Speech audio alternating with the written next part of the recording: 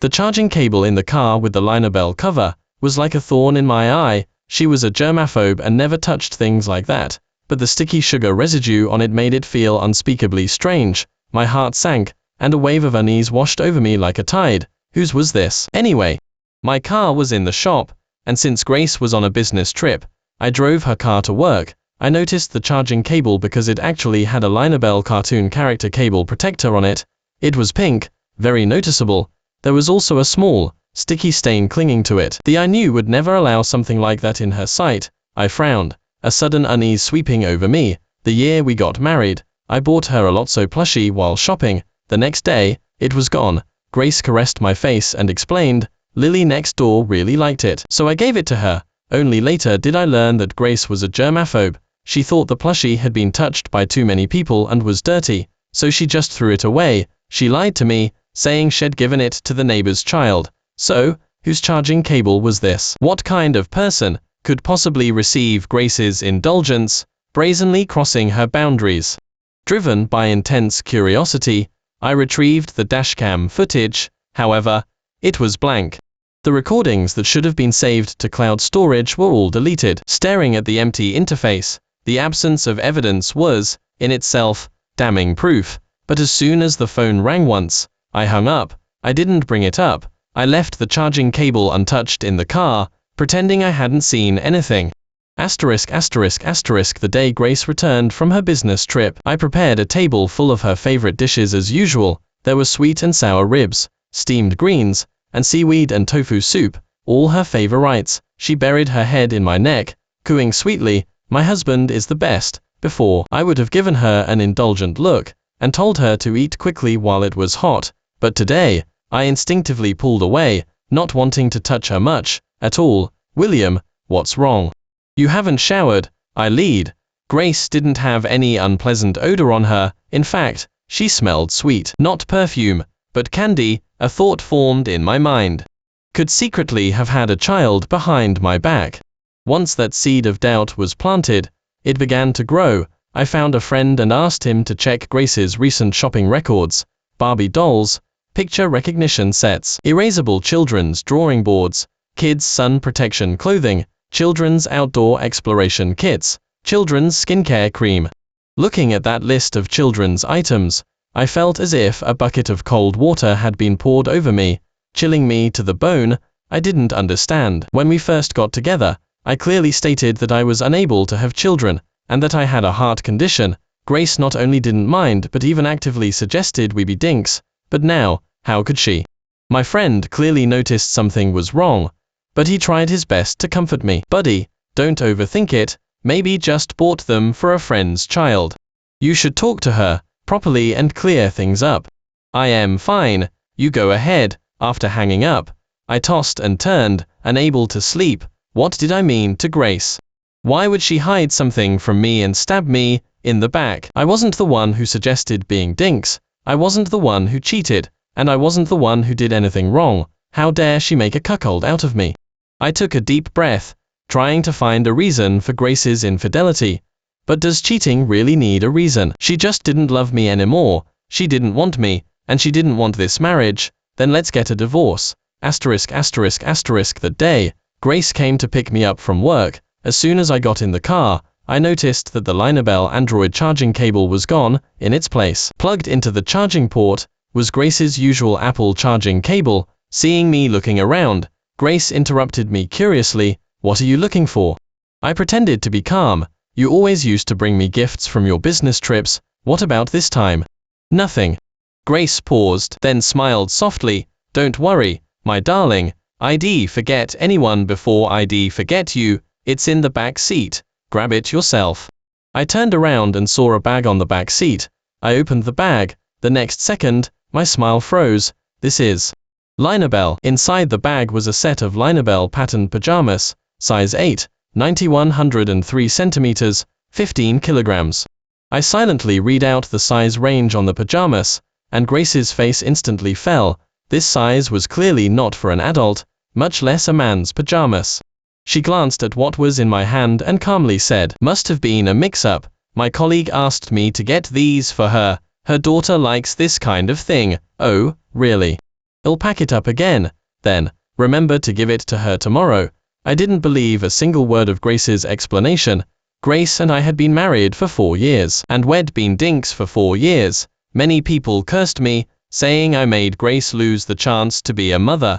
Knowing loved me, I endured it all, but the constant appearance of LinaBell merchandise made me realize how important a child was to her. She had clearly expressed more than once that she didn't like children, finding them annoying, but now that she had her own child, she was a completely different person. In hindsight, everything had been traceable. A few days ago, I saw magnetic building blocks in the living room. She said she bought them to play with herself. A month ago, a movie ticket stub for a popular animated movie fell out of her clothes. She said it was for an office team building event, and even earlier, an interactive story toy was delivered to our home via package delivery. She claimed a colleague bought it using her account, and forgot to change the address. It was just that before, she would intentionally hide things. Now, her love for the child was overflowing. She wasn't hiding it anymore. She couldn't hide it. Even if I found out, she didn't care anymore. I suddenly remembered one night, Grace had been entertaining clients and had some drinks. After she came home and showered, she pressed against me. I am a light sleeper. Her slightest movement would wake me. Her hair was still damp, her eyes a little hazy, but her voice was full of longing. She said, "William, let's have a child." I instantly sobered up. I have a low sperm count, so my chances of having children were slim. Grace had known about this for a long time. Back then, Grace pushed me to propose, and I refused her 3 times, but she wouldn't give up. She said that as long as she could be with me, she could go her whole life without children. I was touched by her and agreed to marry her. Yet now, had she regretted it? I drafted a set of divorce papers, intending to give them to Grace. But she left earlier than I did today. The sandwich on the dining table was still warm. Next to the coffee mug was a sticky note. "It's raining today. Don't forget your umbrella." Undeniably, Grace was indeed a good wife. All these years of marriage, she was meticulously attentive to me, always catering to my wishes. Knowing I had a heart condition, she would always treat me with extra care. Every time I went for a checkup at the hospital, no matter how busy or tired she was, she would actively accompany me, never missing once. At meals, she would always remind me to eat light. Occasionally, when I craved spicy chili, she would try to dissuade me first, but then she'd still obediently make it for me. She would even pinch my nose, playfully making me swear, "I won't eat it next time, or I'll turn into a little piggy." The next second, she would put the lightly rinsed vegetables into my bowl, urging me to eat quickly, saying she wanted to make me plump and healthy. Before, if I occasionally craved porridge at night, she would drive 10 kilometers to a local diner to buy it for me, just because I really liked the porridge from that diner. But recently, when I wanted porridge, she wouldn't go buy it herself. Instead, she would tell me to order delivery through an app. She used to pick me up from work every day, but now it was only occasionally. There were even a few times, when it suddenly rained heavily, I called her, but she only said she was busy, sent me money via Venmo, and told me to take a cab home myself. I thought marriage just got mundane over time, but now, I felt so foolish. She had clearly changed, so why hadn't I noticed? My fingers involuntarily curled into a fist, and I didn't stop until a sharp pain shot through my palm. I frowned slightly, looking at the faintly reddened spot, and gave a self-deprecating laugh. "William, snap out of it. She's just a woman. If she's no good, you move on. Don't be a fool." That weekend, I had an appointment with the doctor to recheck my heart at the hospital. Grace used to accompany me, but today, I didn't ask her. Since I had decided to divorce, I needed to gradually get used to life without her. During breakfast, I kept thinking of an excuse to leave the house. Before I could come up with a suitable one, Grace's phone on the table suddenly rang. Grace picked up her phone and walked into the living room to answer. The moment she picked up, I faintly heard an anxious male voice from the other end of the line, "You need to get here quickly." I couldn't make out what he said, but I saw Grace's face suddenly darken. After hanging up, she walked directly to the entryway. "William, something urgent came up at the office. I need to go," she told me as she put on her coat. Usually, no matter how urgently Grace had to leave, she would always throw away leftover food and put dirty dishes into the dishwasher. But today, her unfinished breakfast was still on the table, and she didn't even glance at it. What could have happened to make her rush out like that? I had no idea. After left, I drove to the hospital alone.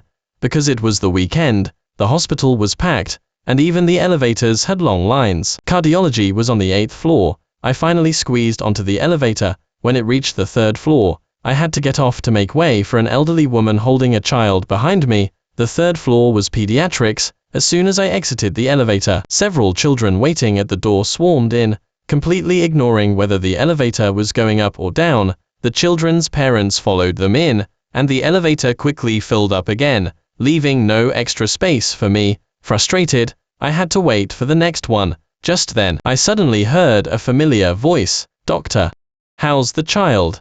That voice. Was it Grace?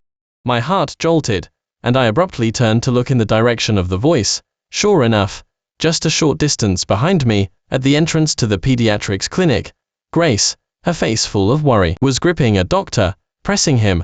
"How did the fever get so high all of a sudden? Can you give them a fever-reducing shot right away?" When was taken away by the police, his murderous gaze was still fixed on me. His hair was messy, his clothes disheveled, completely unlike the image he had presented. When I first saw him in the parking lot, he kept spewing venom, until a police officer told him to shut up, and pushed him into the car. "Are you okay?"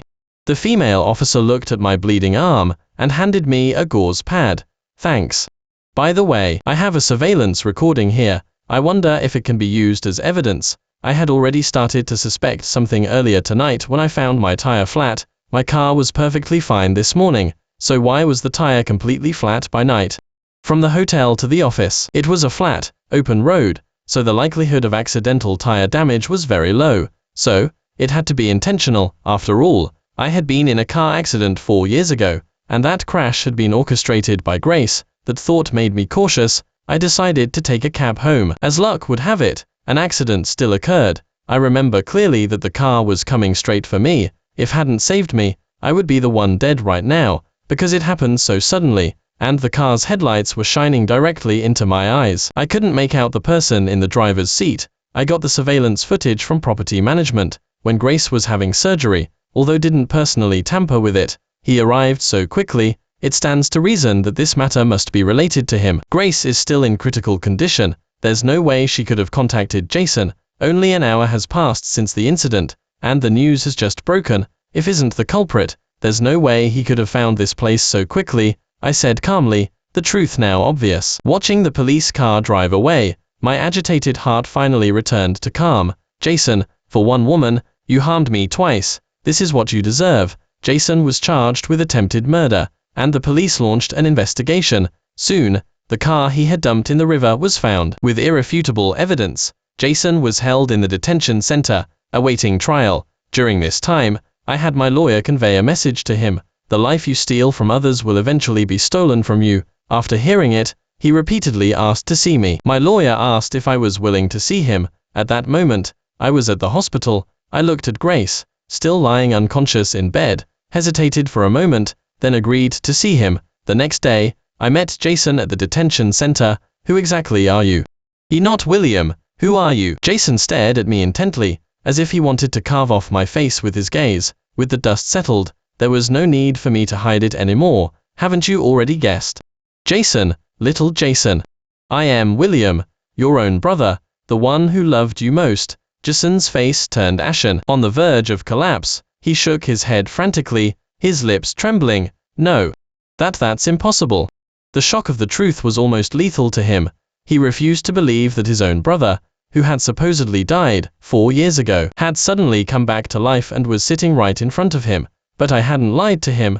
I was indeed William. 4 years ago, I didn't die at all. In that car accident 4 years ago, I barely escaped with my life. All these years, I've been investigating who tampered with my car. Finally, I focused on Grace. I saw the Durex purchase receipt you left in her pocket, and the ambiguous words written on the back. I thought Grace had cheated on me, and wanted to kill me to get rid of me. After escaping death, I changed my identity and my appearance, coming back to find her because I wanted to uncover the truth. But I never suspected you, simply because you are my own brother.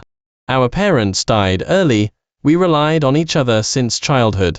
I truly never thought you would harm me.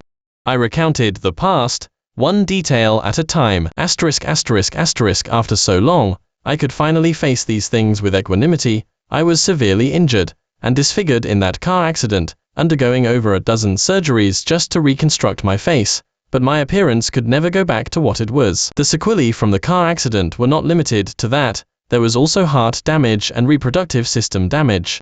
Yes, I hadn't lied about that. I do have a heart condition now, and I am indeed unable to have children for life. At that time, my attending physician told me my physical condition was very poor. If heart problems occurred, I would need a heart transplant surgery immediately. Otherwise, I probably wouldn't live for more than 5 years, only 5 years left. At the time, I couldn't accept such a reality. I was consumed by rage and hatred. I loved Grace so deeply. If she was truly the one who harmed me, I'd rather give up my chance to live and drag her down with me. So, I forged a record, making everyone believe I had died and donated my heart, and was the recipient. Grace believed it. Next, I smoothly entered Grace's life under the identity of William. I thought Grace had fallen out of love long ago. I didn't expect that after so much time, she still hadn't forgotten me. I secretly investigated her, hoping to find evidence that she had plotted to murder me, but I found nothing. If it hadn't been for that charging cable, I would have thought you were still diligently studying abroad. Before the accident, I worked tirelessly to earn money, all to fund Jason's overseas education. Even after the accident, I was still glad that I had saved enough for his tuition in advance.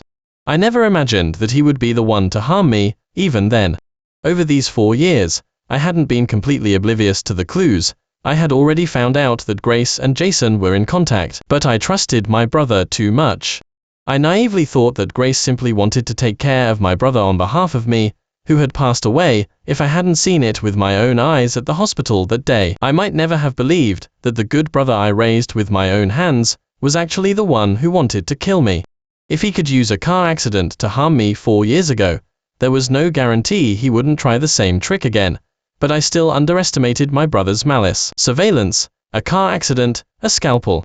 In reality, I also intended to send my brother to prison. From the moment Jason first decided to harm me, his fate was already sealed. I spoke a lot, for a long time.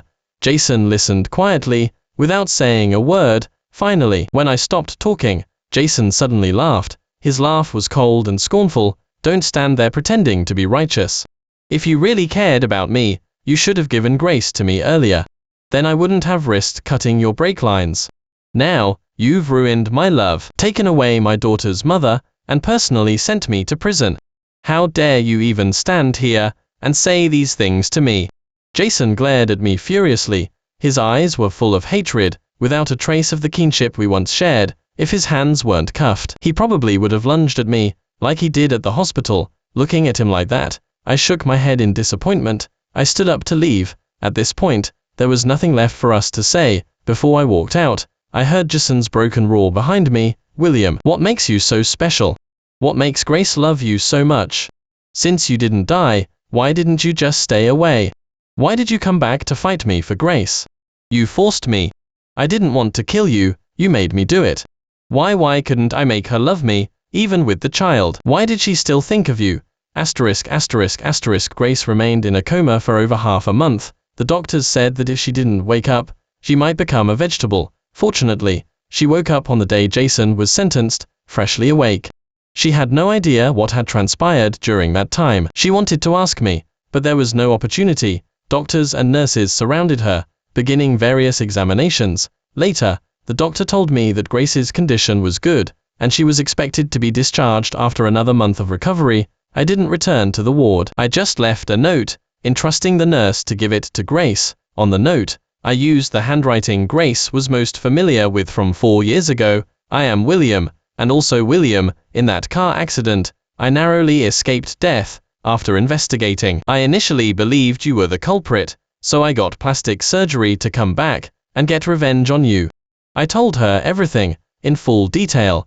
A month later, I finally received the divorce certificate, and gave her a parting gift.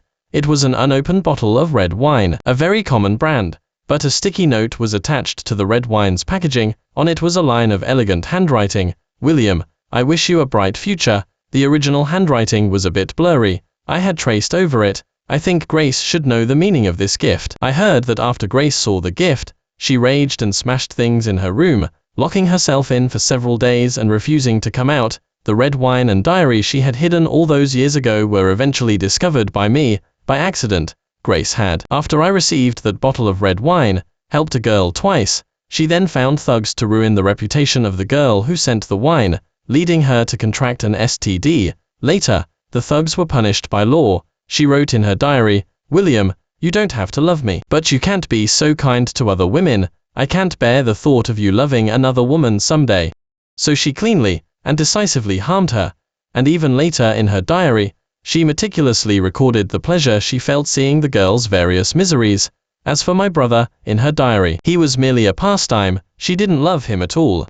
Even the car accident against me, 4 years ago, she deliberately manipulated my brother into causing it.